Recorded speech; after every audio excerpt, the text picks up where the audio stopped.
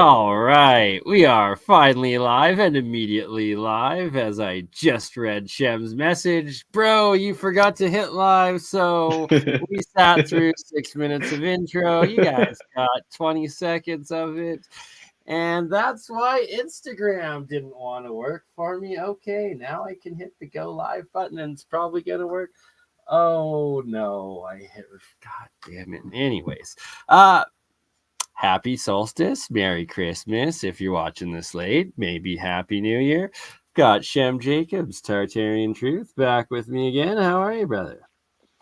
Not too bad. What's going on? Just earlier finished a 4-hour multi-science, like my brain still hurts from it, discussion with Jeremy Reese, the alien scientist, co-hosting, and we got together Dave Rossi, he's a pretty well-renowned, like up like in his 30s, maybe early 40s, but I think still late 30s. Physicist, engineer, and I believe also working on classified projects, as well as the world-renowned Dr. Bob Greenyer of the Martin Fleischmann Memorial Project, aka the leading institution of just do-it-yourself scientists and engineers of cold fusion and plasma ball lightning engineering and physics. Pretty fun. And then also Ashton Forbes as well joined us. Shout out to Mr. Four Orbs. If for those unaware, he's the one that's been bringing forward and researching the MH370 mystery, and the videos that were posted in 2014 immediately after the plane went missing. Within a couple of days, these videos came up. I actually remember, like now in retrospect, watching them off of the Before It's News website at the time, and being like, yeah, right. But at the same time, there was Dom Lemon on CNN being like, oh, it's a black hole, as if like he was shook as That if was it was real. that was back And when YouTube wasn't censored either, though. You could get the good videos on YouTube back then. right? Oh, I know. Now shout out, Rumble, probably Instagram, which I still need to go live on, whatever. It only lasts for an hour, so I'll get it done once you start showing us some of what you've been up to. But good year in review. We've covered lots of different pyramids and mounds, and it's the winter solstice just finished upon us, and now is a great time for anybody that might have such things as pyramid mountains or mounds around you that you suspect. Well, the winter solstice, the sun should be on the southernmost side now, setting and rising, the shadow on the tip of the pyramid, right? No longer on the top like during the equinoxes. And essentially that's one aspect of what pyramids are, and or one function that they served was giant year-long solar calendars, right? And yeah, just we stopped using them and reading them long ago. Yeah, I mean, I think they serve multiple purposes, and I don't know. Some of the claims about how they are lined up with the stars and stuff are kind of interesting to me because wouldn't the stars change over time? So I'm just not sure. But I'm also not that Well, familiar with that's astronomy. exactly it, and that it astro dates them to a lot of these.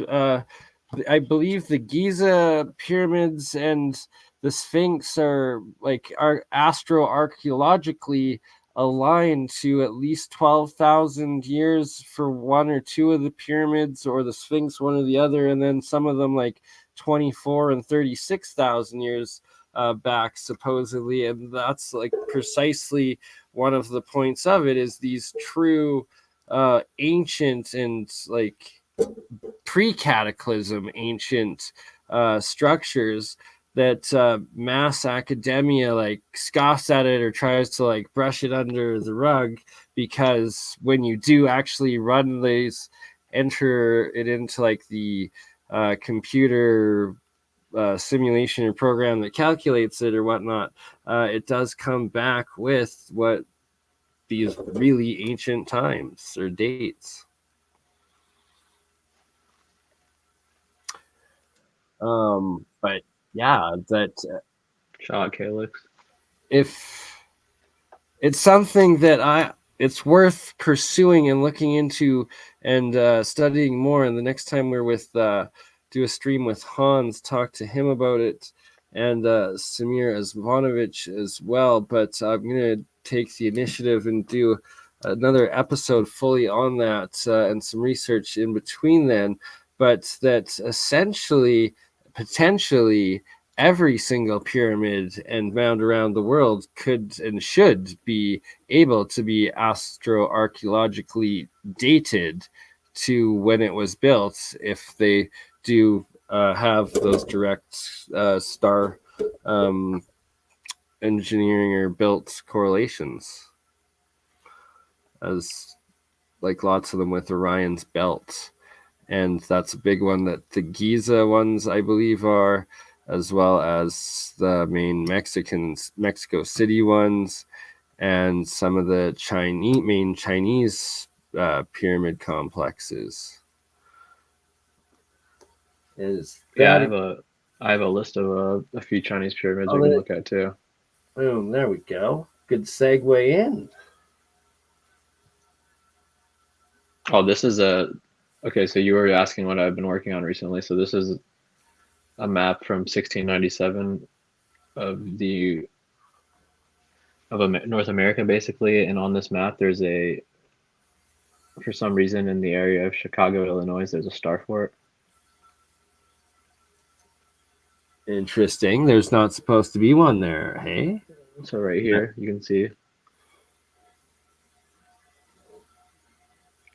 It's called Fort Miami on some maps, and on some maps it's on this side of the lake, but on this one it's right here. And a lot of explorers that traveled through this area at that time also described there being civilization there. A way you can tell that they're not making this up is that we have this Fort Frontenac right here, which is a documented star fort that existed and still has some remains to today in Canada. Right, exactly. There's more and more of these that we're finding, that everyone that they just start popping up on these ancient maps, and then you go in on Google Earth and you verify that there's either still visible remnants or it's an active like current quarry or mine, or yeah, that's pretty much all we usually find. And then this is a 1733 map from Henry Popple. It also shows there being a star fort in the location of Chicago. This word portage here just means that they would apparently carry their boats across a specific area to get to the next part of the trade route. So why is this interesting? Because they say that there was no fort in Chicago until Fort Dearborn, which was like around the 1800s, 1812, I think, was when it was destroyed or something. We'll bring up Chicago to see what they say about the history, but yeah, so there was something going on in Chicago long before what they give credit to, and these are French explorers that are traveling through here at this time. The first guy in Chicago, for some reason he's a African American, but for some reason in some old text they call him the first white man in Chicago, but he's not white. It's really strange, the whole story about it. So yeah, here's the Fort Dearborn story. So 1803, Fort Dearborn. So that was when that fort is allegedly supposed to be there. So keep in mind the first map we saw was from 1697. And this is the guy right here, John Baptiste Point du Sable, the first resident of Chicago, permanent settler. So very first, hey? I just don't buy that. Well, yeah, I mean, it's likely that, I mean, during this time period, it was under the control of the French. And if you think about French history, look at the architecture they had all the way back in like the 1200s, 1300s. 1400s, why would they not be able to build that stuff in America as well? If we're just very true. Good point. And unfortunately, this Harvard website for my next image, unfortunately, like for some reason recently, all the images have been taken down. So I had another map to show, but it's taken down. So if you want to pull up any pyramids and star forts, you can move on to that for a minute. Because yeah, look how many pages have been removed. Wow, hey? And just not even behind a paywall, just taken down. Well, we live in a backwards world. Yeah, this is really weird. Because this used to have a bunch of maps that showed Chicago having settlements in that area. I showed it in a video on my channel recently, so you can see some of them there. But yeah, I don't know why they're gone. It's really strange. So, nice. You actually did a video with these maps, showing these maps, and then since then they've been taken down. Yeah, and okay, this is interesting. This is showing the connection between Siberia and Alaska, but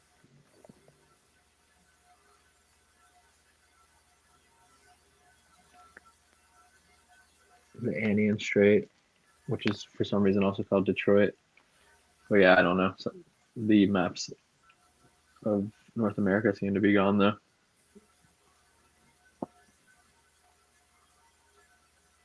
Just criminal. Okay. Oh, lucky.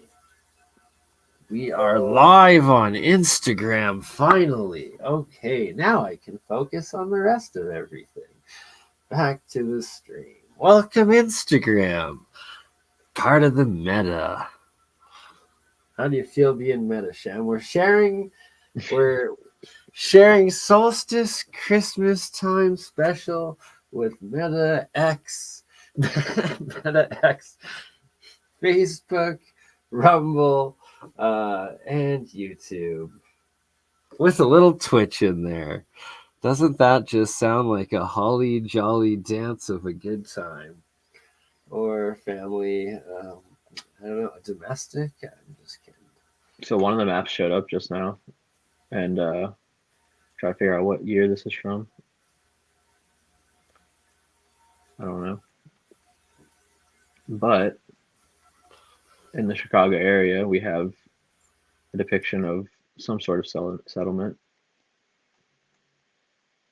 Let's see if we can find with less Chicagan, the Chicago. So this is talking about the French explorers right here. I can't read what this says, but this is that one of the names of the explorers right here, I believe. And it mentions 1680, so it must be after 1680.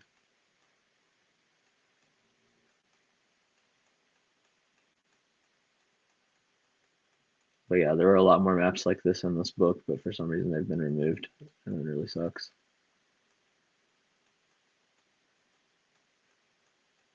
Well, when we're doing an active job, like just dissecting that official history is absolute bullshit with their own materials, they kind of, I guess, have to stop displaying it so that people will still pay tens of thousands of dollars to attend their indoctrination institutions, I guess. Like, what else can we say?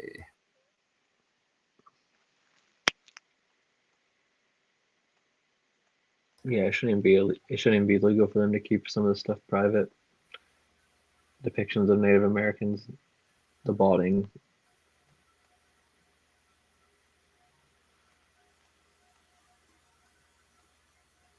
Weird. Very strange. Yeah, did you want to bring up any mounds or pyramids or anything? I'm just kind of going through this because I'm shocked about it. Oops, we got a folder full of some old maps that we can take a look through at the moment. That's, you know, always a good part of the Christmas special.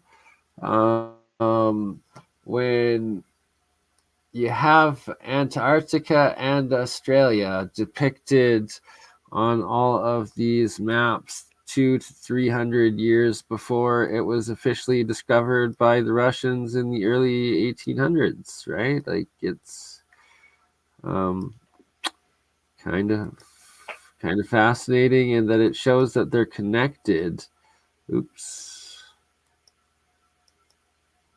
Here's another one.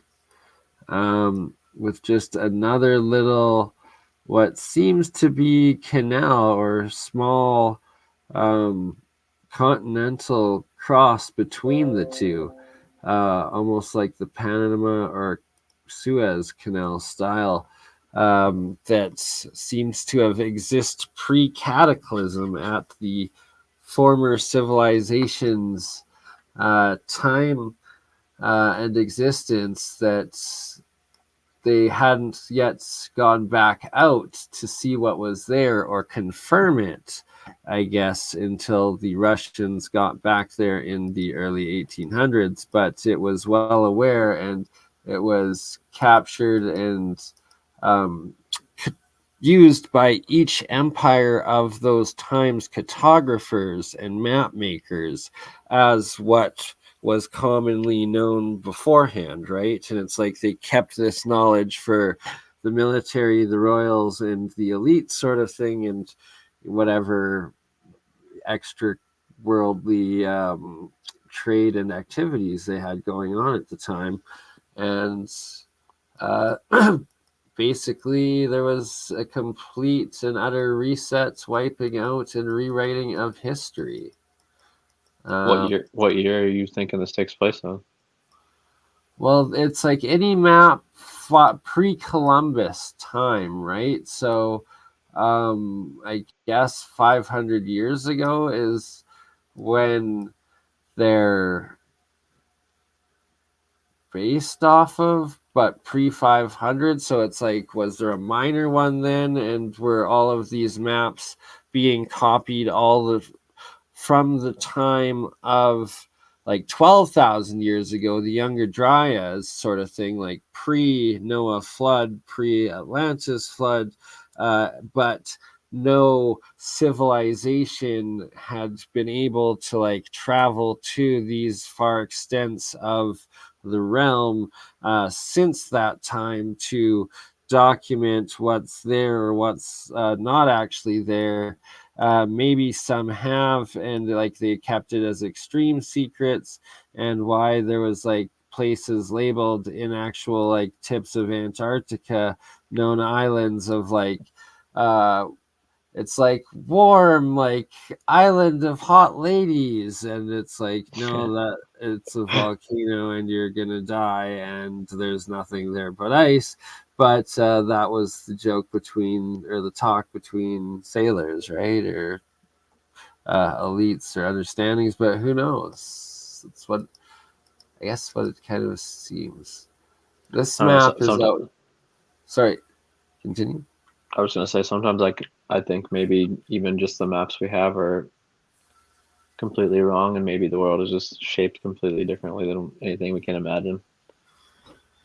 Yeah, like, right, like, who really knows? I don't. I want to eventually explore and see. I think that whatever is in the Antarctic, or what they claim there, and also the North Polar region that supposedly is within my great suburbial nation of Canada under the current empire.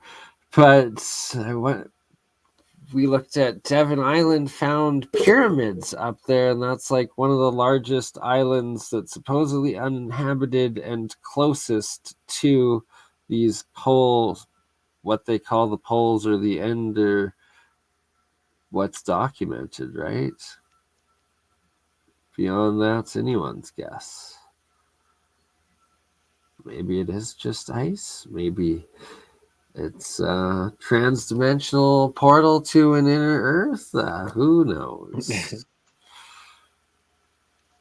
Okay, yeah. So this map right here, there's a bunch of them, and basically we see I guess Jesus, essentially all of Europe, Britain, and well, I guess not all, but much of, and Eastern, all the way into Galatia, part of the Ottoman Empire or modern day Turkey is Celtic, and um, that's essentially, if is in Galatia, could easily extend into its supposed connections and ties to Egypt with the Celts. Here we go, another one showing this Antarctica and Australia before they were discovered by the Russians in the early 1800s again. Oops.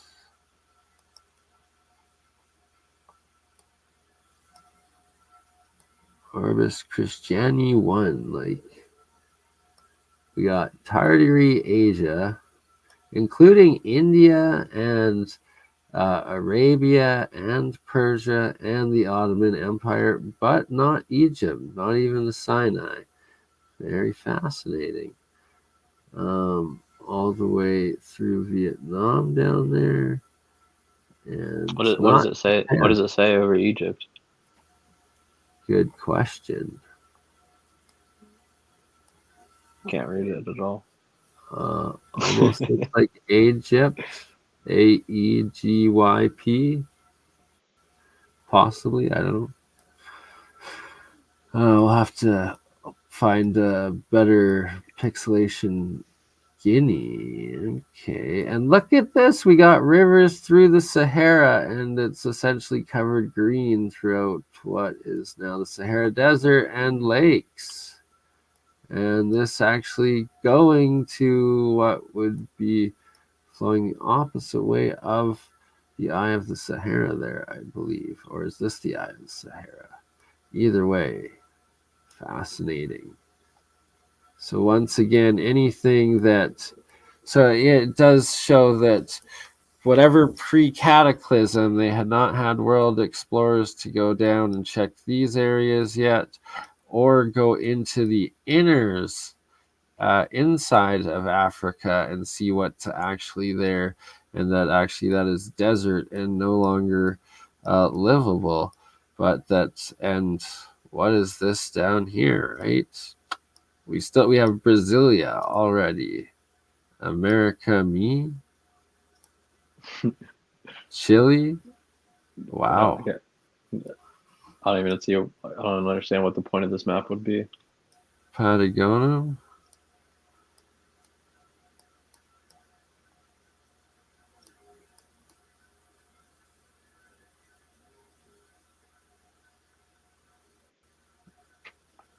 The Christian world. OdySee, his map of the Christian world. OdySee, his map of Christian world, and where is there a date on this?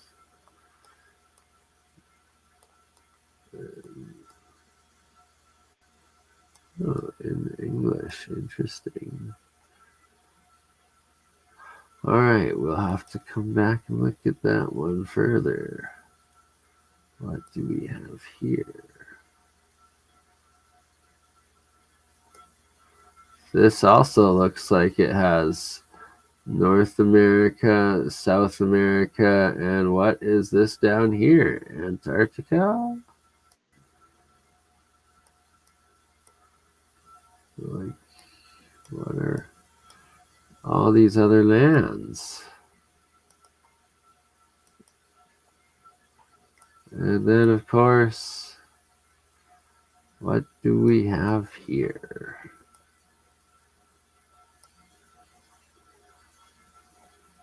Is this where Hobbiton is? Is this Middle Earth? Does Middle Earth then have like Inner Earth below it or above it, or what goes on here? Just... It's looking like a video game map. I don't even know. Could be. This right here, I found out, is in China. Is it an amusement park or is it supposedly historic? Supposedly historic.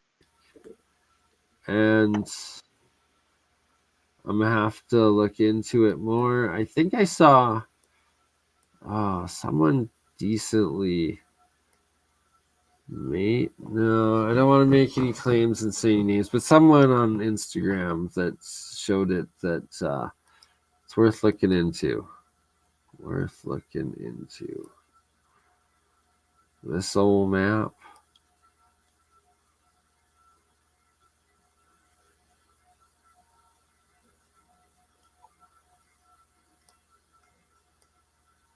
And are these pyramids up here? Yes, they probably are. And all through here. Did you have some Chinese pyramids that you wanted to share and go over? Yeah, I have a list we can look at. Definitely worth looking. Check it out on the other side of the world, what we can find. Why can you find pyramids everywhere? Tie it back to the solstice. There. Here's another one. In the meantime, kaboom. Which one is this?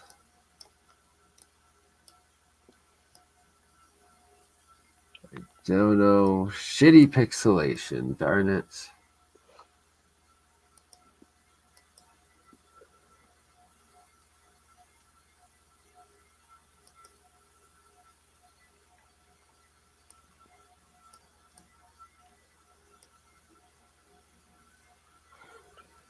This one.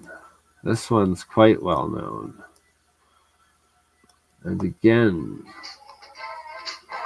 between there. Ooh, one moment.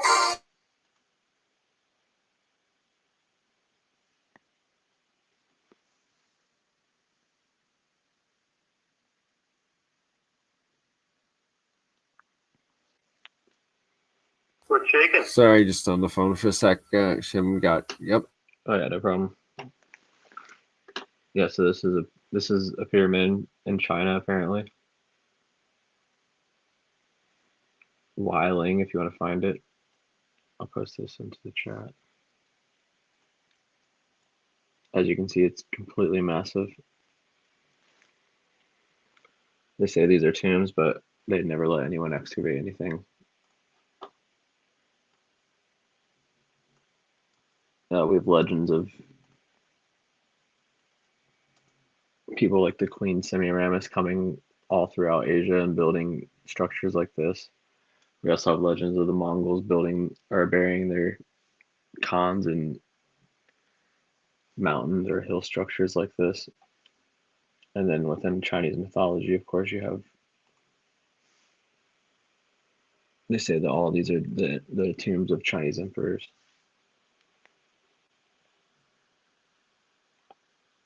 Unfortunately, Google has censored a lot of these recently.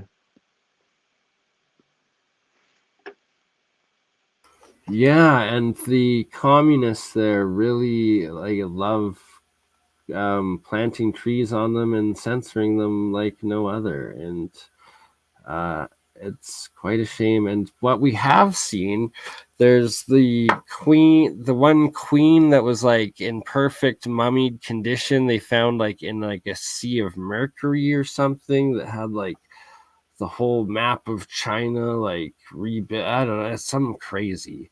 The story, and then all the terracotta warrior armies, and that's just the beginning. And who knows what really all is like. It's so immense and such epic proportions of previous civilization left buried and unexplained. Well, yeah, that first emperor of China, Qin Shi Huang, who's apparently he's buried in that tomb with all those terracotta soldiers, but apparently his tomb has those rivers of mercury with like an entire replica of the world map. But Yeah, that's right. we're And still like allowed to explore it. And the rivers were made of mercury, supposedly. Yeah, I don't understand how they get away with keeping that stuff away from the public, or I don't know. It's just so suspicious and stupid. It really is, and it needs to be brought to the light of day and appreciated and looked at further instead of letting grave robbers take it, loot it, and destroy it all. So here's another mound, the Hugh Kubing tomb. As you can see, it's massive, man-made mound pyramid. Of course, you can't dig, so the best we get is a picture that looks like a mound. Just giant mountains. I'm just going through a list. I have 15 different pyramids here. See how many. 2 of them haven't popped up so far, so we'll see how many still exist on Google.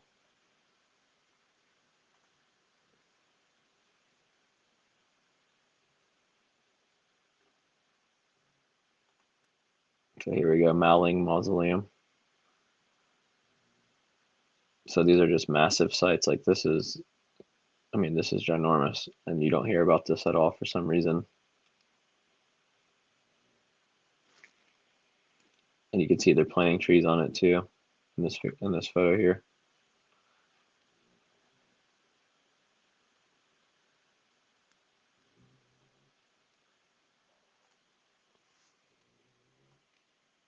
Move to the next one.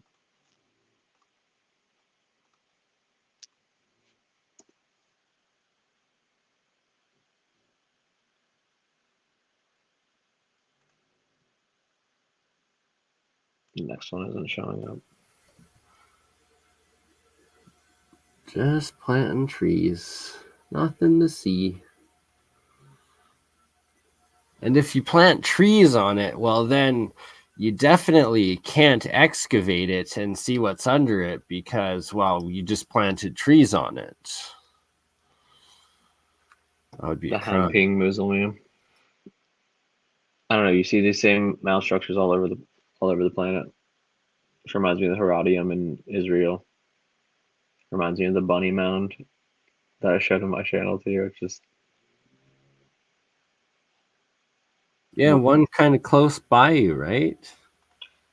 yeah, because I mean these are just as impressive as the pyramids of Egypt, but you never hear about them at all. So why is that? Because there's only the Great Giza pyramids. Don't worry about like the other 500 documented other pyramids in Egypt or even Nubian pyramids, like thousands of them, or the Chinese pyramids, thousands of them, the Korean pyramids, or Japanese, or the American, or South American. Yeah, a lot of these have been taken off, but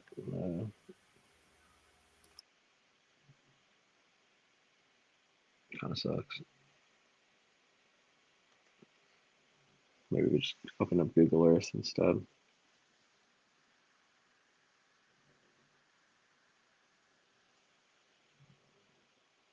But yeah, the question is just who built all of these? Right? Just a prior, like pre-cataclysm civilization is like where the evidence of whoever existed during this time of when these maps were relevant and there was life in the Sahara and there was much more land all over. They had to have been built then by undocumented people. Yeah, I mean, I don't know. It just depends on, I guess, what the purpose of them were. Oh, exactly. And can't wait till the next time we get to go further into detail with Sam Zvonimich and what they've been measuring and documenting at the Bosnian pyramids.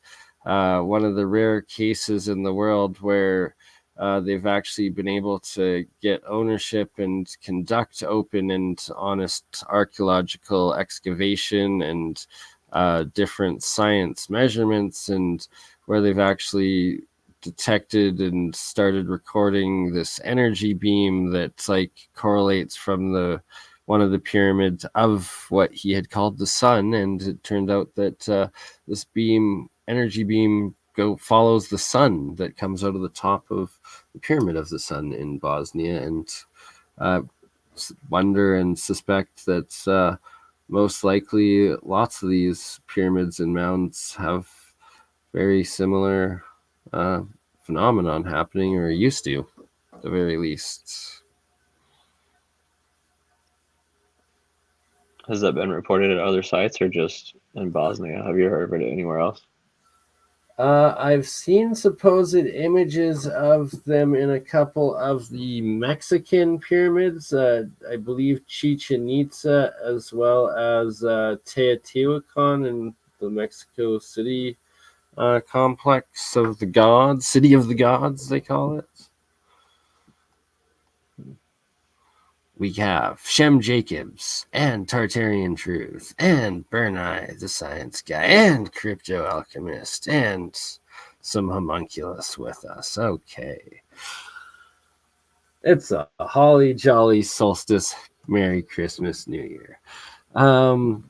What is the R.I.P. Chuck? But let's keep the spirit of Chuck alive. Should we pull up a couple of Chuck's videos maybe to play quick of some of the excellent documentation he did during his life on his YouTube channel of the Chinese pyramids? Yeah, sure, if you want to. I pulled up Google Earth. Oh, you got some. Okay, some perfect. Let's look at this first, and then maybe we can go back and forth and find some of the ones that Chuck pointed out, because there was the one that looked like, well, clearly had evidence of like some sort of weird reactor, like crazy new building being built into one of those pyramids in China or something. I remember seeing, like, we should check that out. But before that, let's see everything Mr. Shem Jacobs has. All that stuff in Mongolia. Let's check out the Great White Pyramid real quick. And then let's go to Mongolia. Mongolia is very fascinating too. Shout out Nance. Yeah, so let's just do a little experiment real quick. Why not? I don't think you can see the measurement, unfortunately, but I'll measure it and say it out loud. Shout out S23 for watching 2 streams of me simultaneously, stating what the Bob Greenyer one, catching up on the TV, and this on live on the phone. And thank you, bless you, Calex. Merry Christmas. Thank you for the support. So this was 241 yards. Let's see how. I just want to compare it to the Great Pyramid. It's Giza.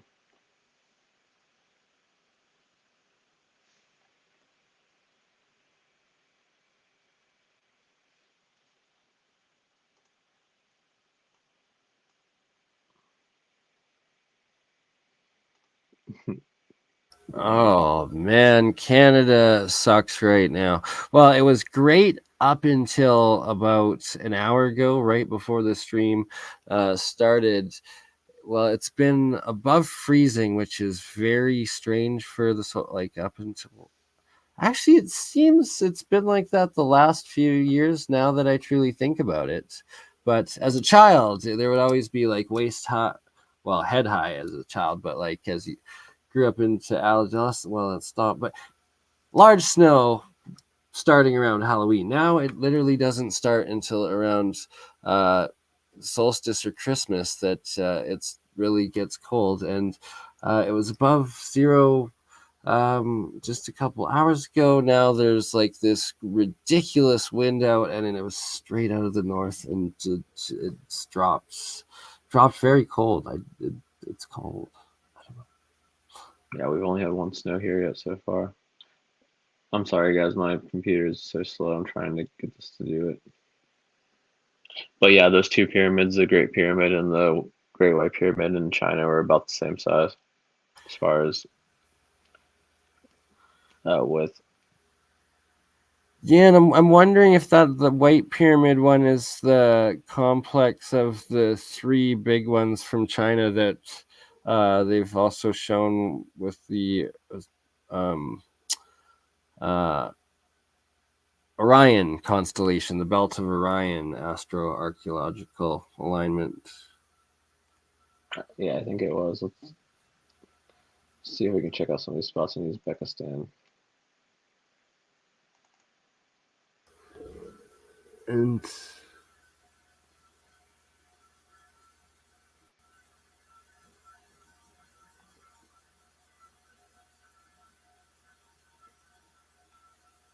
So yeah, these are just mounds. These are basically burial mounds that are all over the world. Some of them are pyramids though. It's just there's so many that I don't remember. well, and it's like there's sand dunes with pyramids underneath them a lot of the time if they're just quote unquote the mounds. Well, I know that you have to think about it. A burial mound is not that complicated, so maybe all civilizations just come up with it, but it's still interesting to make the connection. So yeah, this is like a ziggurat type shape, I think, here. It's in the middle of nowhere. Got another buddy down here. Like, how could anybody, like, even today, especially today, in so far from civilization and in straight desert, would like anybody build these things? Well, it was likely civilization back then, but maybe they just over farmed it, or there was a weapon involved that caused it to turn out the way it is now. For sure. Because Uzbekistan was, yeah, I mean, it wasn't always as sparsely populated. It was way more prominent in history. I really wish this would load. I believe the Aral Sea also used to exist within part of that area, if I am not mistaken. I'm not 100% sure. Yeah, this is giving me the wheel of death. Come on. Sorry, guys. Oh, it's all good. It's the way she goes. Let me see if I can restart this real quick. If you want to bring something up, that's cool. All right. So let's see what's left in the old maps. Oh, another one. Type Vis Orbis Terra Verum. Again. That Antarctica, Australia, one continent thing. And what I don't fully comprehend is if that was ice or land. It almost seems as if it was all land, but because it connects all of us, I don't know.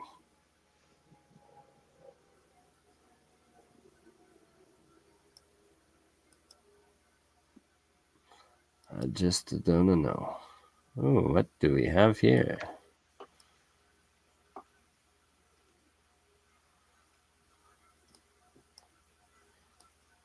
Fascinating.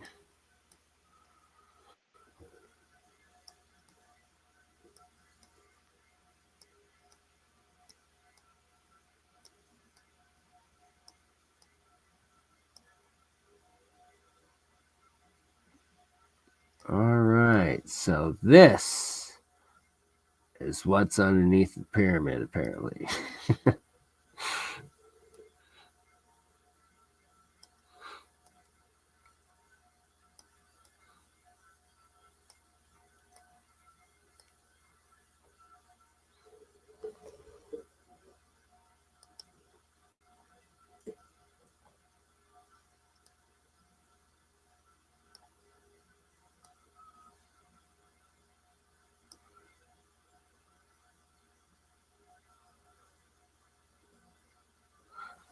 This is what's fascinating.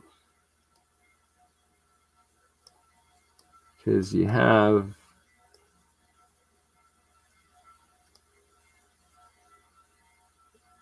potentially, because who knows what they actually depict up north today to what's actually there. But we know that there's an island called Devon Island that is extremely large that NASA test rovers on, that we've discovered. Shout out ElkMan.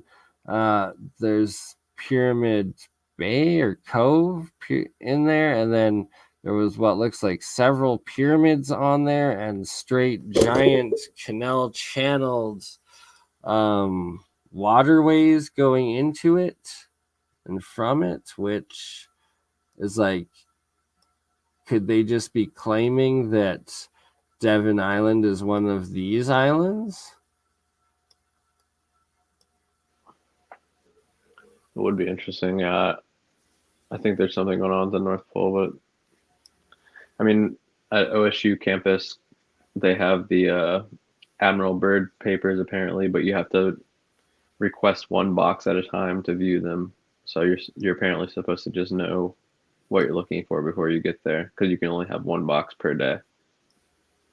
Really? But they have like all of his journals and stuff apparently there. Huh. I thought about trying to get photos of them or video of them or something, but We should try to do that as a project in 2024. That would be epic. yeah, you just have to make an appointment there, and I don't know if you just I don't really know exactly how it works, but I do know you have to have an appointment and you can only request one box. Huh.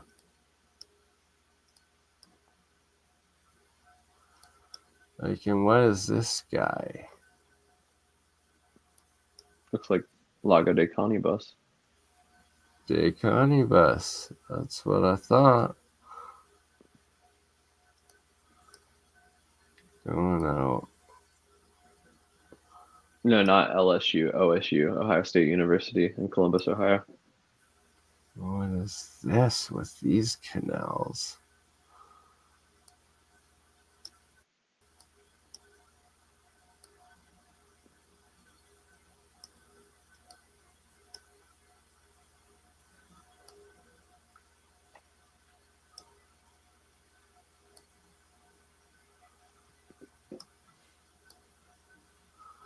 There's just way too much detail and like consistency in these to not have some merit, and at least in the pre-cataclysm geology of the area.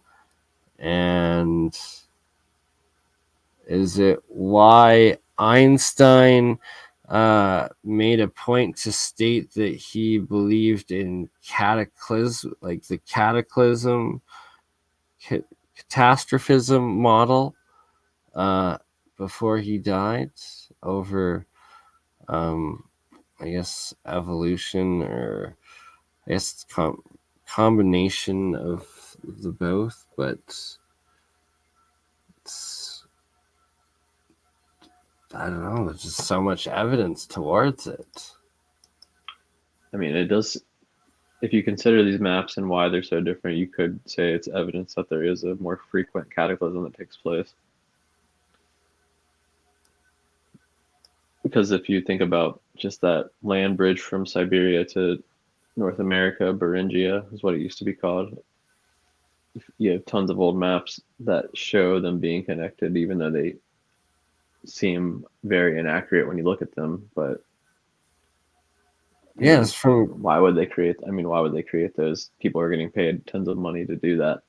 like the entire people's point. lives, sailors' lives, tradesmen's lives are on the line, sort of Exactly. thing. That's what I'm saying. It's like, so why would they create this landmass describing cities that match up with books that describe the same cities in the same places that seemingly disappear later on in time? I don't know. It's like, how many coincidences do we need in a row before it just... And what the fuck was Tartary? How about we cover that for a minute? Shem, Tartarian truth. We don't have to get into the topic of your split personality, but what is the truth of Tartaria from the opinion of Shem Jacobs' research? I'm torn between a couple things on it, but I think overall there was, for some reason, a civilization that existed that was basically pretty similar to what we have going on today with the United Nations and all that stuff and the IMF. I think there's a civilization just like that in history, which either was defeated at some point in history or still remains in power and has basically created some sort of situation to make it seem like they've lost power. But if you just want to go off of maybe the idea that they've been defeated, people like Fomenko claim that basically after Batu Khan conquered, basically the Tartarian Empire, the most recent iteration was founded by Genghis Khan when he conquered Russia and a lot of the world. And then afterwards, Batu Khan conquered Europe. Then Batu Khan founded the Vatican. And after that, there was a split between the religious and the royal family, which led to the downfall of the Tartarian Empire, according to Fomenko. And that's, according to him, that's covered up in mainstream history by things like the Reformation movement. So, I mean, there's multiple ways you can take it from that point, but I don't know. We could do you want to focus on a certain section of the empire or anything else? Any questions about any of that stuff so far? Could be an interesting snapshot of specifically the decline or fall of that. Here, looks like some old Soviet map, and we have the Soviet Union a lot smaller, and then what appears, whatever is still controlling China also controls what appears to be Japan and the Kuril Islands all the way up to half of the Russian peninsula there, as well as the entire coast up in, right? The Soviets have just a chunk of Alaska, but still have the inner half of the Arctic Ocean, but they had a lot of America until like the mid 1800s, and exactly. But that, look, it's two different groups here. There's whatever was in China or Tartar or whatever the heck was remaining, and the Soviet, Russian or European, Khazarian Bolshevik takeover.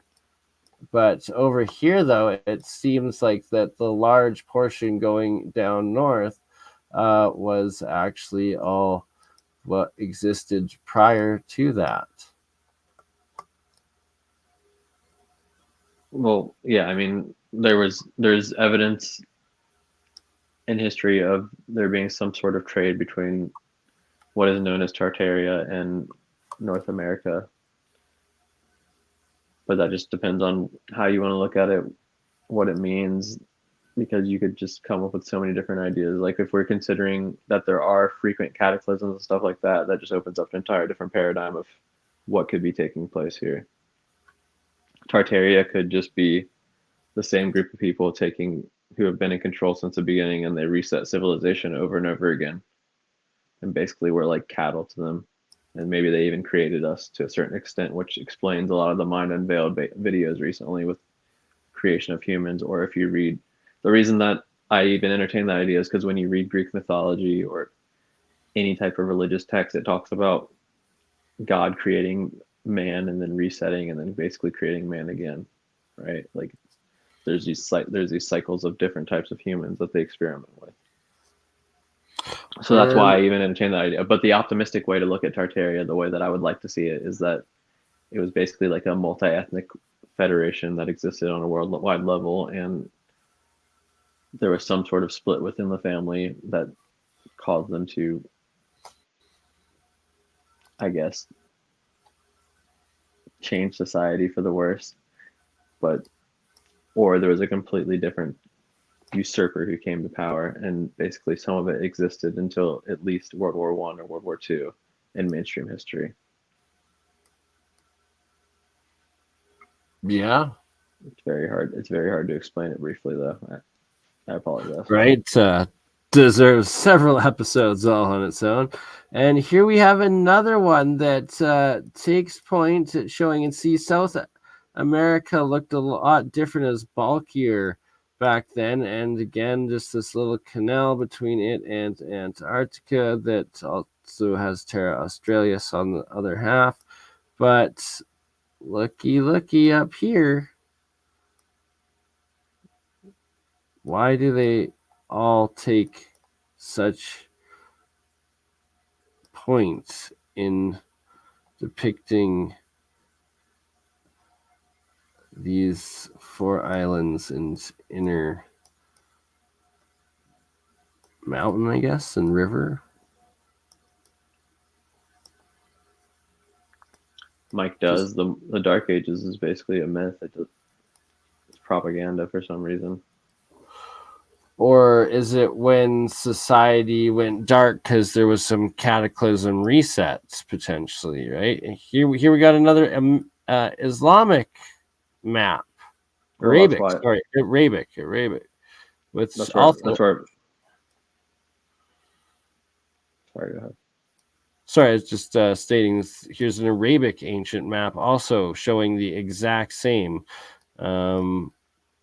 pre-cataclysm features, as well as, look at this, the 4 barrier islands with little waterways in between them. And what were you about to say? You remember? Oh yeah, the Dark Ages, like they call it dark because they say that there was no progress in society or anything like that, but the Gothic tribes that were in control at that time were just as advanced as any other civilization. And in mainstream history, they even talk about this with the mausoleums, the churches that were built, like in Ravenna, for example, in Italy.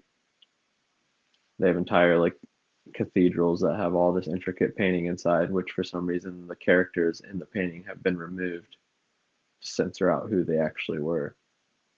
And this is taking place during the Dark Ages. It was. Oh, I see your point. Oh my gosh, I forgot to send Dan the link this entire time. I am such a stoner. Keep on going. Might still have Solar Marshall join us. But yeah, the Goths are basically just another branch of the Tartars. At the end of the day, they're likely either the Cossacks or some other Eurasian steppe people who migrated into Europe, according to people like Fomenko. After Rome fell by Byzantine, held Europe for 80 years.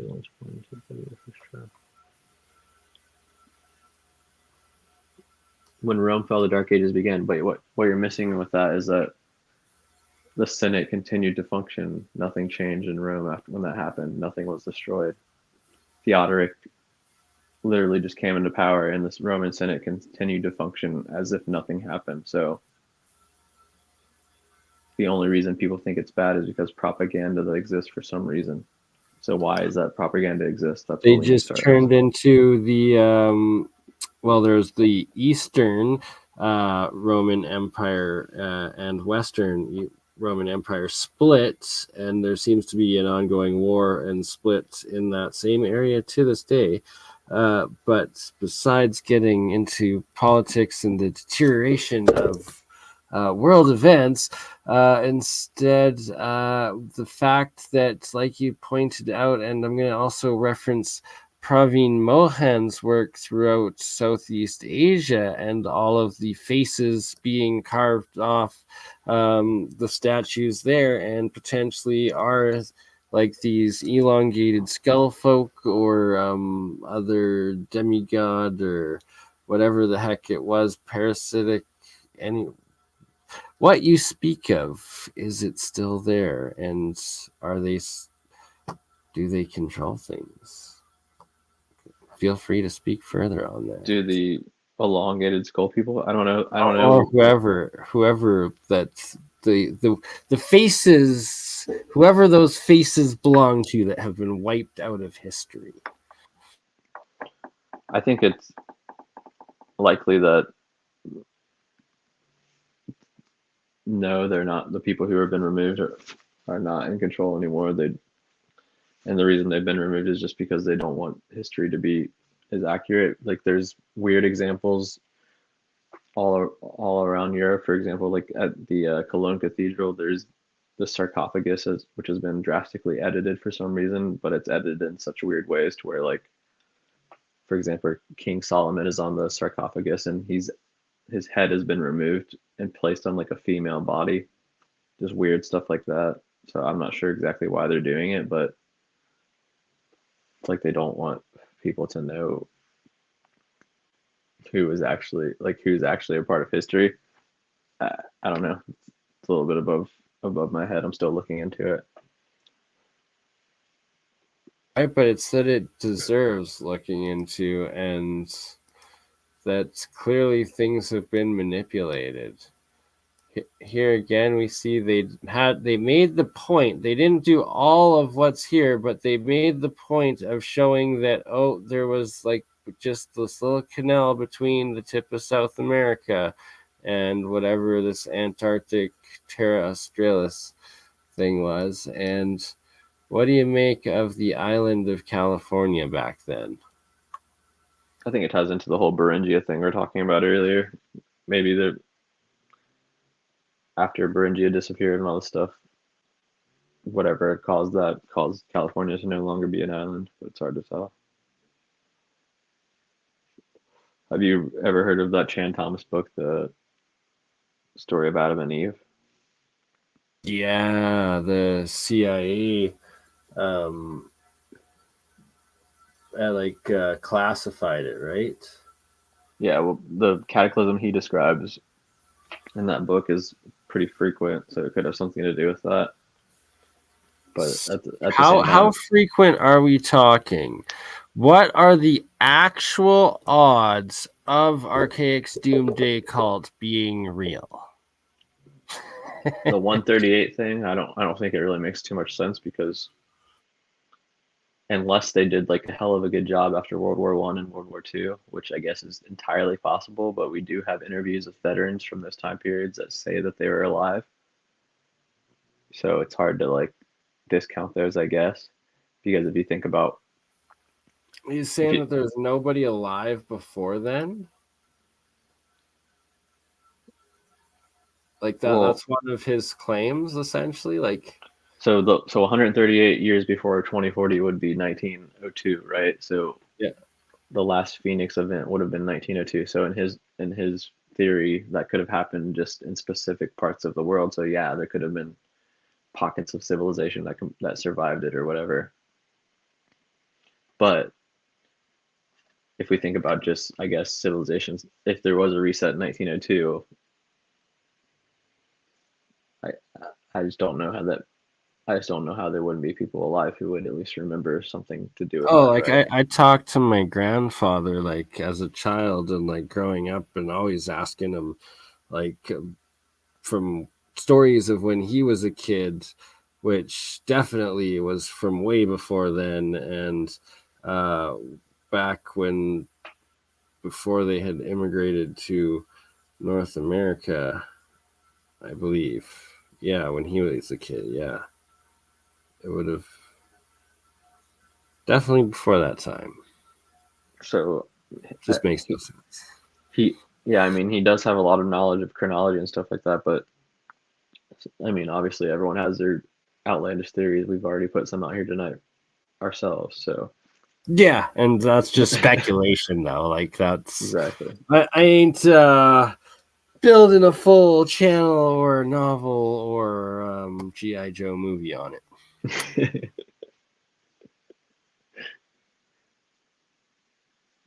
I was gonna load some what the heck was I gonna load? Some Chuck video of the Chinese pyramids. But first, shout out to Jim Dillinger and this video he did just moved me so much about the Chicago 1871 fire that I've been meaning to cover it for a while. And well, with your own research into Chicago in general and the resets and whatnot, I figure if you haven't seen this, Shem, now's the perfect time. I'll play this To do it. and get your live reaction for it. And then we'll go on to Chuck. All right, so let's see here. Share.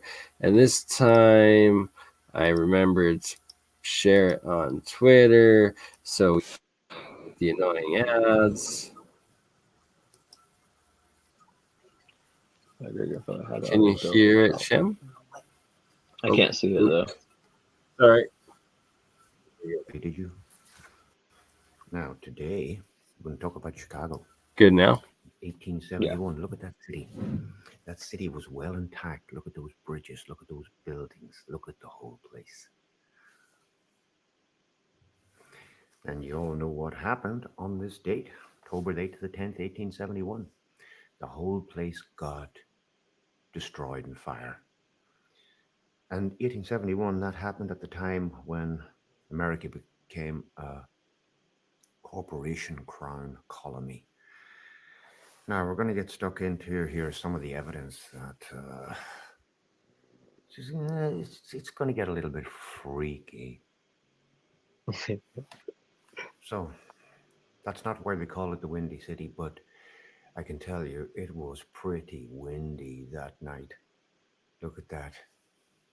Look at that. It is like a artificial wind almost, if you want to call it that. Hell of a lot of damage, all damage.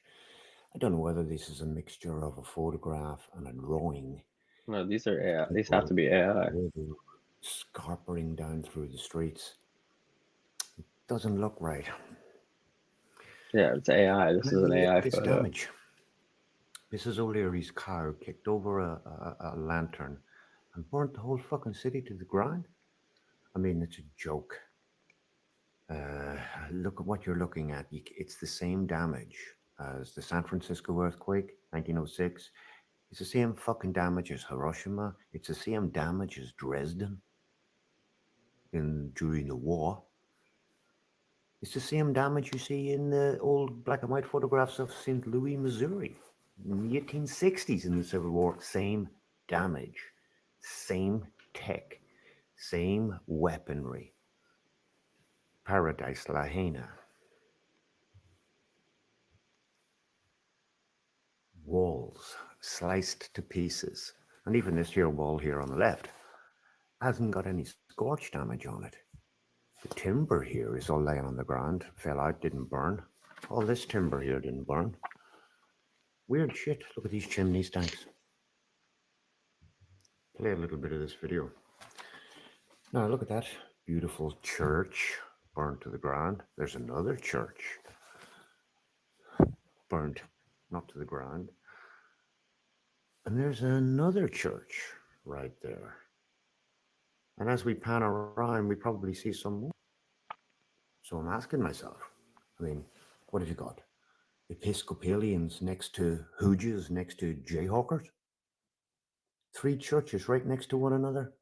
If you look at those old black and white photos of San Francisco, of the panoramic view from 1877, they've got church piled against church, next to another church. I mean, there must have been fucking 65 there behind. I mean, and they're still million tons of bombs. Oh, look, 007s on like trees and gateposts. Now, this right here. Let's get to the tricky bit, okay? The Great Fire of Chicago, October the 8th, 1871. Now, as far as I know, this is a page from a 1901 book, supposedly, allegedly, so they say, it came from a Chicago newspaper picture a couple of days after the event. So, where do you go from here? Let me read out what this says. You probably can't see it here on the small screen. If you've got a big screen, you're going to be able to see it, okay?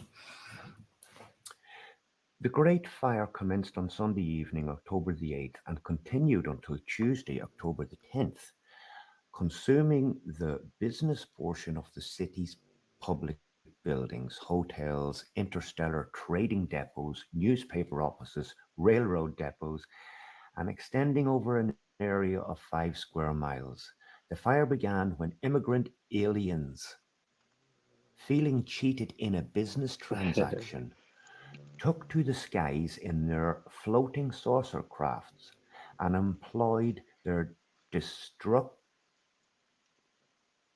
ray interstellar destructive ray. Interstellar trading was suspended in Chicago soon after the fire. Here's the fucking disturbing thing.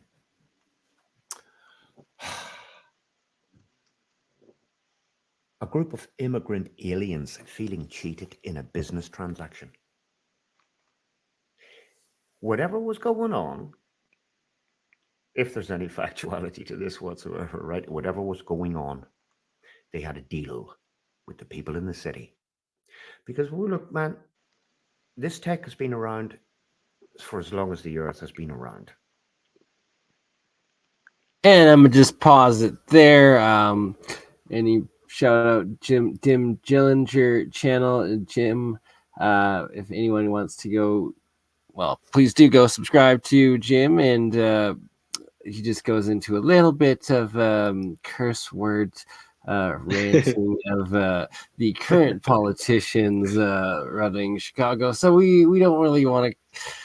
Don't need to get flagged, but yeah, the point being, potentially this, and just even the fact that, hey, if say, devil's advocate, this is just like some tabloids, like fake story of the day that ran in the newspaper, like the tabloid newspaper or whatever.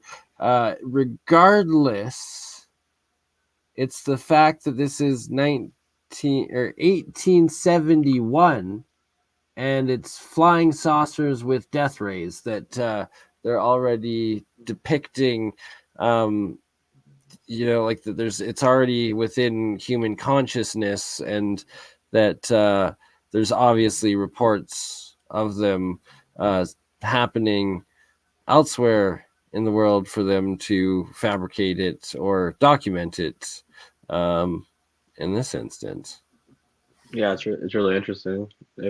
I've never heard of that before, but Neither I do know that one reason they could be thinking that is a possibility is because when the Great Fire of Chicago happened across the lake, another city in Michigan was burning as well at the same time, and within Chicago itself, the fire was jumping over rivers apparently, and like just spreading in crazy ways, and there was like these fiery tornadoes. So it would make sense why someone who witnessed that might think something like that, if anything. You know what I'm saying? Yeah. Because what are the odds of a city in Michigan being on fire at the same exact time? Well, unless, looks like these aliens could have also done that, right? He does actually cover that. Jim does go deeper into covering that aspect of like, well, maybe they're that pissed they burnt down 3 cities that night. But well, you have to think about what was going on at that time period too. That's 1871. This is when the District of Columbia in the United States was founded. This is basically when the United States became what it is today, for the most part. Right before that, we had the Civil War taking place, 1865. So there's a lot of turmoil going on during this time period. I've been researching into it, and what I've been looking for are stuff called workers' revolts or strikes, because that's usually when these types of events happen, when there's like arson or they have the military come in to suppress these worker strikes. So identifying all these different worker strikes in these areas we might be able to figure out more of what was happening, because those could be disguising military battles between what we were talking about earlier, the remainders of the Tartars, or the people who were part of this former potential empire, and then the new government, which was formed in like 1871, right? Very true. What's Chuck's channel name again? CFF 7865. CF. What? Sorry, CF. C apps 7865. CApps. Right, CApps.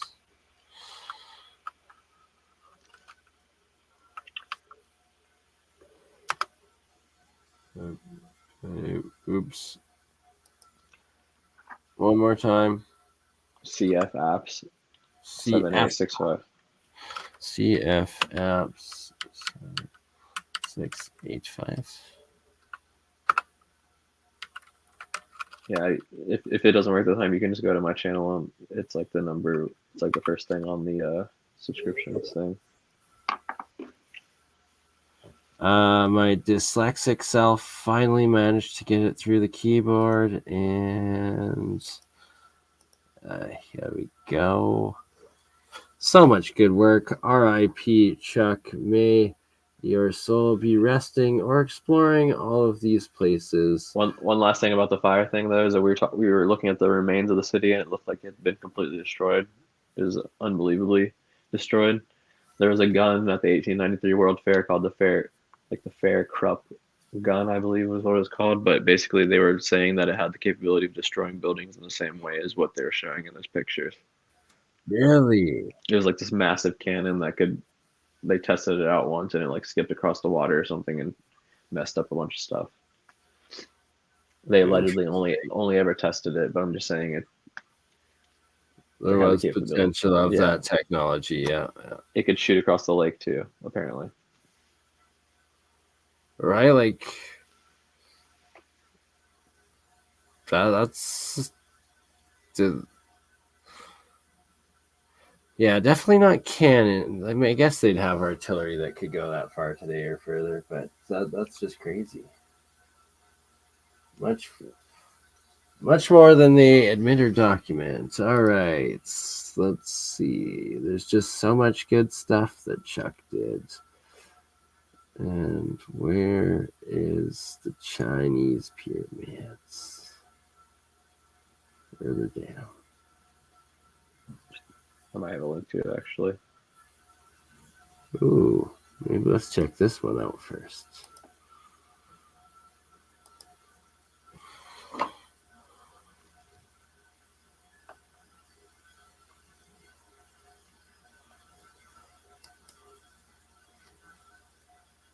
It said Toltec, and shout out to Mike at ancient or aliencarvings.com and the Mexican carvings he has from Tolma and New Mexico that looks like Toltec stuff, but then there's one that he has that actually looks specifically like the Chinese ones here. That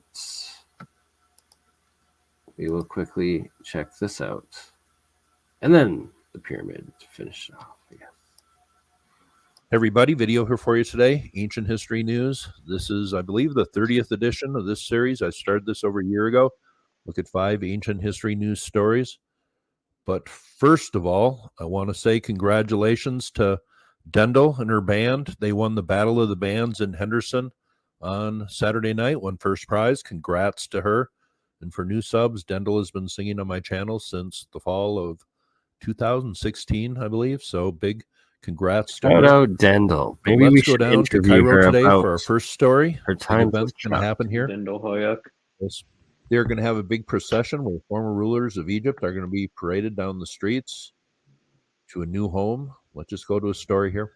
Here is a recent article, Glimpse of Ancient Egypt's Famed Rulers, to feature soon at Museum of Egyptian civilization. It says Royal Mummies Gallery at New Museum is set to receive 22 of Egypt's most famous ancient kings. Egypt is gearing for the massive transfer of several mummies for ancient Egyptian kings to their new home in the Cairo district of Fustat on April 3. On that day, 22 royal mummies will be transferred in a huge parade from the Egyptian Museum in Cairo's Tahrir Square to their new permanent display in Fustat's National Museum of Egyptian Civilization. I believe this is the tomb of Amenhotep II, discovered in the late 1800s, but some of these rulers come from tomb 320, found in the Valley of the Kings. Originally, this was thought to be the tomb of a high priest, but many rulers were found in here. Once they got down to the bottom, they found rulers such as Tutmosis I, II, III, Seti, Ramses I, and II, all in one tomb. Here's the new National Museum of Egyptian Civilization, where the rulers are going to end up after their parade route. Let's move on to the next story. Next story, let's go down to China. Place I have a real problem pronouncing names. This is the Sichuan province right down here. Here's a fairly recent story from the South China Morning Post. Treasures of mystery civilization could rewrite history of China. The sophisticated artifacts unearthed in Sichuan point to the existence of an advanced culture that challenges a traditional narrative. The existence of this unknown civilization outside the traditional heartland suggests Chinese culture may have its roots in a fusion of different peoples, and they have a video attached here. And I will leave this link below if you want to check it out. But archaeologists in China making some pretty incredible discoveries here. And I will leave this link along with maybe one or two others on this story below. But here are some of the things they have uncovered in China. Very interesting. I have made maybe 24 videos on China total. This was just a very interesting story. Finds that were made here. Different artifacts, and especially this one here. Well, it looks archaeologists like a giant unearthing this remnant of a golden mask. Fucking That is beans, very bro. cool, probably priceless. It says this gold mask may have been worn by a priest. That is speculation, but that is a very cool find. Here is one thing Everything's a priest there, things too. can do. Bronze item of some sort with intricate designs and looks like little glyphs on it. That's a pretty cool find there. It's looking as Just reading a little of the article, it says the Zongyuan was long believed to be the center of the world with the most advanced civilization, and people living outside were regarded as barbarians. But with the new discoveries at Zhangzhingdu suggests the story of Chinese civilization may be more complex than previously thought. And isn't that the way it is with many sites around the world? Here's another article that was sent to me. 3,000-year-old gold mask of lost civilization discovered by archaeologists in southwest China. Here's a look at that bronze item that was unearthed at the site from the previous article. Here is gold decoration of some sort found at the site. Whenever you have gold items, that's always cool. Here is an item. It says an archaeologist pictured working at one of the pits earlier this month, unearthing something there. Going down here, here is an item. Very cool. Mask. Talked a lot about masks on my channel. It says a bronze head, a mask uncovered from Zhangzhou in 1986 when the first sacrificial pits were found at the site. That is ancient China for you. Let's move on. Here's a story I'm just going to throw in real quick. This $35 bowl sold at a Connecticut yard sale is worth $500,000. The bowl turned out to be a rare 15th century Chinese artifact. It says a yard sale purchase turned out to be a rare find from China's Yongle period during the Ming Dynasty. A small porcelain bowl bought for $35 at a yard sale in Connecticut turned out to be a rare 15th century Chinese artifact estimated to be worth $300,000 to $500,000. I guess Sotheby's auctioned it off about 10 days ago. But that's a throw-in story. Pretty interesting. Next story, let's go over to ancient America. Let's go down to the Toltec Mounds. I talked about this place probably about 2, 3, 4 months ago. I'm just not really sure. But here's the site today. Some pretty impressive mounds still in this place. A nice archaeological park. I know some of my viewers have been here. Let's just go over to a story that just came out recently. Here's a story coming from last week from the Arkansas Times. And once again, I will leave all these links I used below. Wow. Ancient history, a correction proposed in legislation. But it says, filed this week, a motion to rename the Toltec Mounds Archaeological Park. There's a sign at Toltec Mounds Archaeological Park. Here is a look from inside the park. And here is an article, Toltec Mounds Astrological Alignment Celebrated. I believe I used this article in my video from last winter on the Toltec Mounds, but let's go over and read what they're trying to change here. Toltec Mounds. Now here is the actual bill last winter on the... This right here is like parallel terracing to what I found on the Alberta Medicine Hat Badland Guardian Hills, and terraforming just identical terraces that are this place, which is where did he say, Arkansas?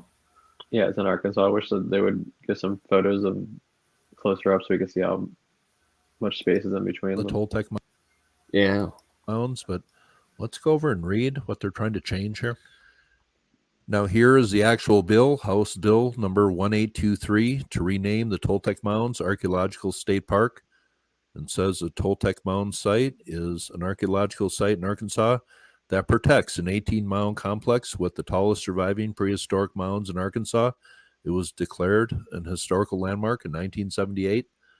Construction of the Toltec Mound site in Arkansas is attributed to the Toltec civilization of Mexico. It says archaeologists from the Smithsonian Institution's Bureau of Ethnology in 1883 proved that the indigenous people of the region built these mounds.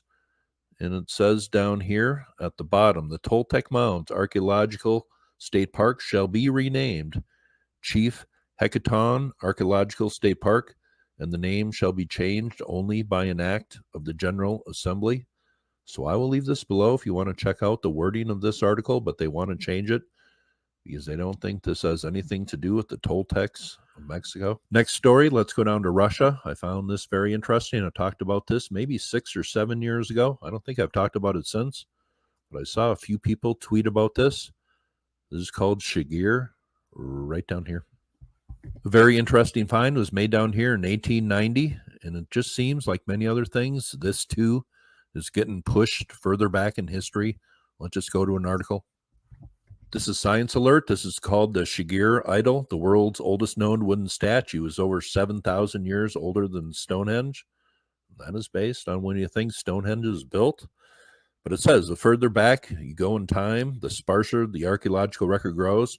Many materials used by humans, wood, leather, fabric, simply don't last and are swallowed by the earth under the implacable march of time.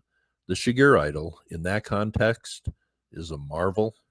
Just reading a little here, it says in 10 pieces, the idol was first discovered in 1890 and was regarded as a curiosity, a totem pole-like carving from an earlier age. It says radiocarbon dating revealed in the 1990s that the Shigir idol was much older than we had guessed, placing it around 9,750 years old. Then in 2018, another bombshell. A team of scientists conducted new analysis using a sample extracted from the artifact's more pristine core and found that it was closer to 11,600 years old, placing it right at the end of the Younger Dryas boundary. But it says here a team in Russia has now reanalyzed multiple carbon dating results. Their finding is that some of the statue is even older still. The wood used in the sculpture appears to be around 12,250 years old. Since the Shigir idol was made from the trunk of a larch tree with 159 growth rings, this suggests that the statue itself was carved around 12,100 years ago, around 500 years earlier than the 2018 analysis showed. This suggests that the sculpture was carved at the end of the last ice age and the beginning of the Holocene. And here are some looks at this carving. What exactly do these designs represent? That's very interesting to think about. What were these people depicting? Coming from the Younger Dryas period, they must have seen some pretty incredible things. It says the idol was carved during an era of great climate change when the early forests were spreading across a warmer late glacial to post-glacial Eurasia. See, they tell us that the forests were spreading at that time, yet all the maps that we see from before this time have rivers and forests everywhere, and now they're deserts and desolate.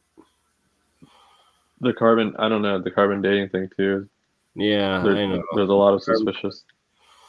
There truly is. Like, it's The landscape who knows? Like, There were tests done. I mean, there's tests done that for some reason aren't very publicized. But for example, they had like these American mollusks that they took samples of for carbon dating, and they were still alive, but they said that they're 1,200 years old. Or so like they're they just had. 1,200-year-old mollusks. Well, I guess it's supposed to be from like how long they've been dead. I see what you're saying. So then, like, I guess that, yeah, I mean, and then they did it with like a flower, and it said the flower had been dead for like 360 years, and then they did it with like a eucalyptus, which said that change. the Sorry. it said that it said that the eucalyptus shouldn't even exist for 600 more years from the time it was tested, so it was 600 years early. Then they had this like seashell they tested in Florida, which said it shouldn't even exist for another 1,080 years from the time it was tested. That makes no sense at all, and I'm now gonna have to look into this. And they gave a papaya COVID or something. I remember them testing papaya. Papaya had COVID. I remember that. So anything's possible, right? The most ridiculous test is the one where they shot these seals. They just like killed them immediately and tested them. Poor seals. And like, yeah, it was. Guess it's better than clubbing. But they were, as soon as they killed them, they were dated to be 1,300 years old, and then they mummified some of them for 30 years. And when they tested them, they said they were 4,600 years old. Really? So that's 4,570 years off. So you have to think about radiocarbon dating has the potential of being at least 4,570 years off based on these tests. So weird. So then it's like maybe there was just a much more recent reset and cataclysm. I don't know. It's hard to tell exactly what it means. Like, why would the carbon dating be so off? And why would they use it to prove things if it is? Yeah. Your guess is good as mine, and maybe the Earth is only 2,000 years old after all. I don't know. Hey, that's the evidence you're suggesting there, Shem. I don't know. Is it? That's crazy. Well, I don't know. I have no idea. All right. Shall we move on to the White Pyramid of China and our second video from Chuck of the night. Oh my God, the wind is howling and it's so cold. And for F's sakes, I got a flat tire last night and I have to be up super early in the morning to go to freaking pick apart. And it was warm today and now it's super cold. And oh God. Merry Christmas to me. At my mom's birthday dinner, nonetheless. Get outside. My tire is flat. Need a new rim, need a new tire. Merry Christmas, everyone. Merry Christmas. That was my solstice. It was a dark, dark winter solstice this year, and now it's punishing me with northern, ridiculous cold winds. All right, I'm gonna stop ranting. Merry Christmas, Happy New Year, Happy Hanukkah, Happy Holidays. Let's watch Chuck and the White Pyramids of China. Hey everybody, I have a video here for you today, and this is by request. Now I made a video on the China pyramids, and I made about 3 or 4 total before that, but I went over a few things and how these pyramids are laid out. But I will leave a bunch of links below, but I have some really good questions, and I'm going to go over those. But I am working on a few videos, and this will really be a good segue into my next history video. Also, for new subs, I also upload some video I made a couple months ago, and this gives you a good idea of how to find the pyramids in China on Google Earth, and I will leave this link below. But I got some good questions after this video, especially how I related how the pyramids here in China are laid out along the river, kind of like the pyramids in Egypt are laid out along the Nile. So I thought I would look into this a little deeper. And here is a good website, and I will leave the link below. But the history in China is kind of vague, not a lot of access, and the things that we are learning are pretty recent discoveries. But especially on Google Earth, there's some videos on YouTube that show these pyramids. And I've made probably about 4 or 5 and found maybe over 5, 6 dozen pyramids total.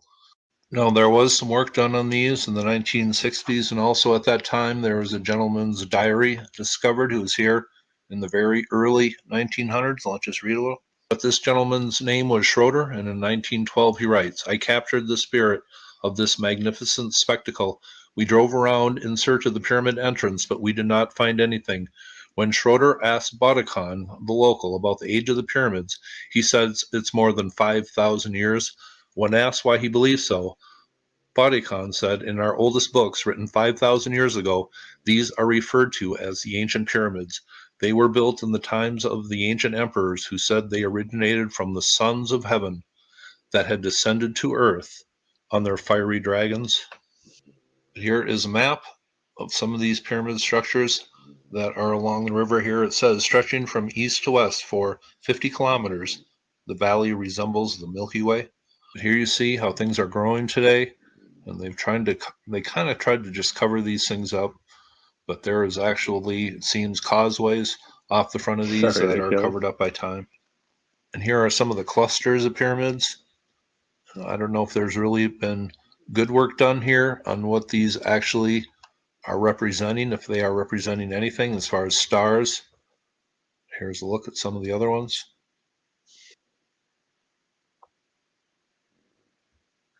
Here you see from ground level how big some of these structures are. They're massive. Now, the people maybe 2,000, 3,000 years ago, did they repurpose some of these? Right? Like, look at the size of just like the front arch, and like that is like a 4 or 5 story just doorway in the middle of nowhere. And then look at the size of it. The second and the third one's getting closer, and then this giant mountain behind it. It's unbelievable. And just to think that years from now, people might not even know that these exist at all because they're already working on covering it up. And then they will think that we're just making this up, or they're legends or whatever. You know what I'm saying? And of course, the Terracotta Army. I featured those in a video from, I think, 2017. But I don't know. And I was muted. Seems to be the case in a lot of different areas of the world. Yeah, What about the origin of these structures? First emperor, Qin Shi Huang, he's buried underneath one of these. So his tomb is built into a mountain, just like these mountains we're looking at now.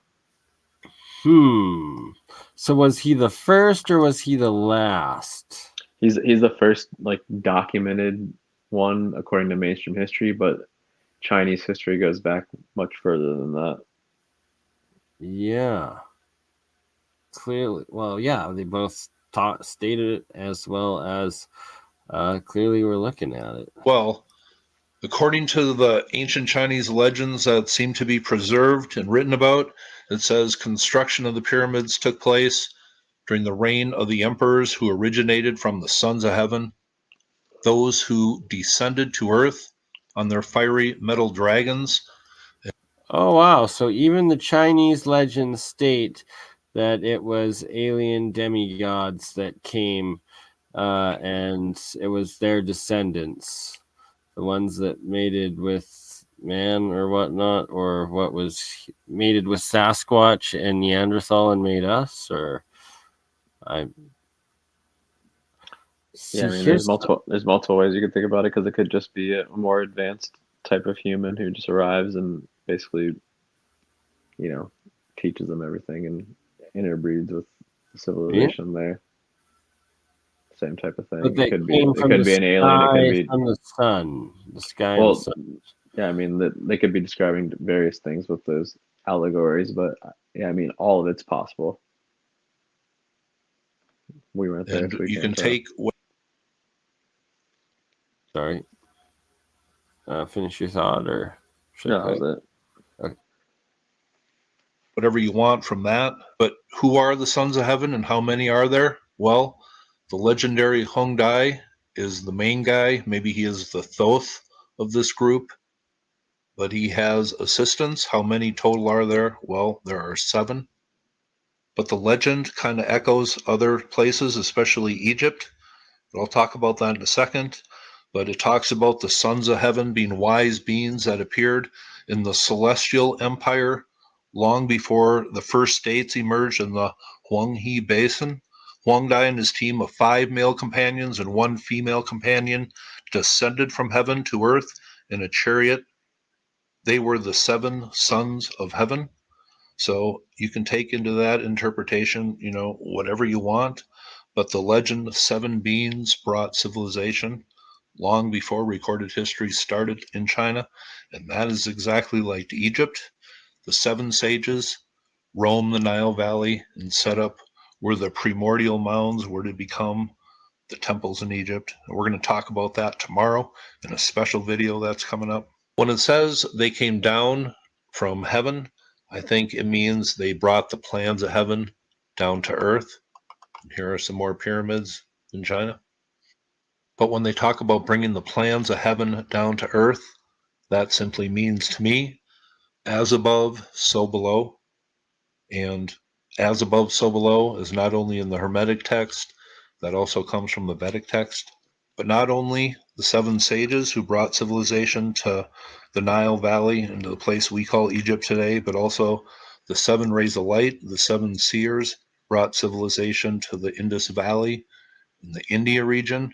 And this comes from a lecture from the Penn Museum, Mesopotamian Scholarship, the 7 sages. Who are these people? These are the 7 Anunnaki who brought civilization to Mesopotamia long before recorded history. They are the 7 brilliant Akalis, the Paradu fish of the sea, who ensure the correct functioning of the plans of heaven and earth. This is the same story from all these different civilizations, and China is included. Here's one of the fish. Yeah, so essentially that's kind of what I was pointing at, is they have the same origin story as the Anunnaki Nephilim of Sumer, Babylon, and Egypt, essentially.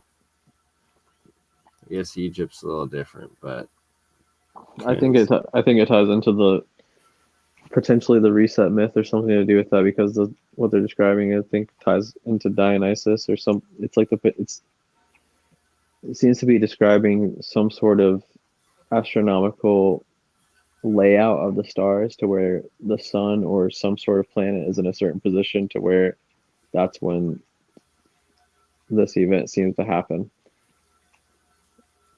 yeah. And some people, and the reason it's described as them bringing civilization down to earth is because some people see this as like basically like the reset, the opportunity to like need to set up somehow, maybe through Vegas, the Graham Hancock versus Archaics odds and wagering. Who's right? Right? Is it encoded in the stars archaeology of the precession of the zodiacs, or does Archaics realm of there's no evidence of the zodiacs ever existing, except if you do your own research or look into any megalithic site in the world, it's pretty much encoded in every single one. But besides that, he has to claim that, and that it's 138-year cycle, not the precession of the equinoxes. That's why he has to attack Graham Hancock. Mike says Dionysus was a Thracian. Multiple cultures claim Dionysus. The Egyptians claim him. The Indians claim him. So that's why it's like this weird thing where he's the one that brings civilization to all these people, but also seems to represent a certain astronomical event. Damn. So is that describing, once this event happens, is that describing just the opportunity for them to reset themselves, and that's why they see it as bringing civilization? Who knows? Maybe there really is people that come down from some sort of ship or something during that time period. Maybe that's what it's describing. It's impossible to tell. Yeah. Fish people and Thoth. Bird people. Oh my. It's without being able to like read the original translations ourselves, we're just relying on a distorted version of it anyways, because people are just translating it into English, and for some reason whenever people translate something they want to add extra stuff into it to make themselves seem more important or something. I mean, and you can see it happening on stuff like Al Jazeera or these news companies, for example. When you see them interview like an Arabic person, the person will be saying something completely different than what they're typing in Yes. English on the screen, because the person will say like Alhamdulillah or like, you know, Bismillah or some of the stuff that means like God is the greatest or in the name of God, but they don't put that in the English text. They just put some other translation that doesn't say that. Doesn't give the full prayer whatsoever, yet alone. Not even a prayer, just like Dang. I'm saying, like Yeah, just okay, so the guy will be getting interviewed, and the person will say, "What did you do reads out today?" the last Or "What do you want to phrase. do?" Oh, yeah. Sorry. The interviewer will say, "What do you want to do today?" And the guy will say, "God willing, I want to go to dinner." But just in English, it will just say, "I want to go to dinner." But in Arabic, he's saying, "God willing, I want to go to dinner." So they're intentionally just taking out the first part, even Taking though out that's what. God from the conversation. But you don't even have to like think. I'm just using that as an example. It has nothing to do with God. I'm just saying like. Well, in that example, it does. That's what happens with translations, is that they just edit out keywords, parts, and phrases, and it's. I suspect that one of the reasons of, for instance, like you said, them often not putting the God willing part in between the Arabic or Eastern Eastern way of speaking and then the Western view is that they're literally taking the spirituality aspect of showing how much more Eastern culture uses it and is connected to it to this day, and that completely out of the Western psyche sort of thing. Just censorship by omission. But that's a whole philosophical rabbit hole of another day. Any last words, or I guess I should let play the last 2 minutes of this, and then it is 1:33. That's not too bad, but I need to get to bed. It's 3:30. You are 3:33 right now, or 3:3. Oh yeah, it's pretty late. Indeed. And we're getting to the 2-hour mark. So, before I play this, any other things you would like to cover before we end tonight? No, not really. Just another example is that it doesn't make sense how a translation would be able to rhyme in English as well as being apparently rhyming in the language that it came from too. It's just really stupid. Think about poetry or like anything like that. Why would you be able to take a poem written in Arabic, for example, and then rhyme it in English as well? It just doesn't make any fucking sense. Oh, exactly. Like, so that the reason being so often why jokes and songs lose so much meaning between in translation between cultures. Yeah, so think about things like the King James Bible or all this other stuff. Just that's what I'm saying, is like all these things that the original source material is in a different language. Apparently they translated to English perfectly fine, and it rhymes and it has all these poetic values in it, but it matches up perfectly. But we don't have access to the one that doesn't rhyme or doesn't do this stuff, which is the more accurate version, because they just want to feel more important by making stuff up. But yeah, probably what I'm saying probably doesn't even make much sense. I apologize. It does. It's just we've been just given a inaccurate depiction and translation of our past and our history in every which manner we look and find, making it all the easier for something else or someone else to be manipulating it all. And who really knows what is the truth? Hopefully we get full disclosure in 2024. Raid the Vatican Library. That's what we need to do. Yeah, raid every private collection. But yeah, I appreciate you. Indeed, you as well, Brother Shem. Hope you had a happy solstice. If you're able to see the sun and take pictures of mounds around you over the next couple days, it's the perfect time, with it being that time of year and where the sun and moon are positioned. And hopefully we see you again and can arrange something with ElkMan before the new year. And happy new year to everybody that sees this before then and after then. And last words? Yeah, appreciate you. Shout out to the chat. Everyone have a Merry Christmas. Appreciate you too, brother. Merry Christmas, happy holidays, and good night. You crazy mother. Yeah. It's just BurnEye. Hey, Bernie, just like last week, huh?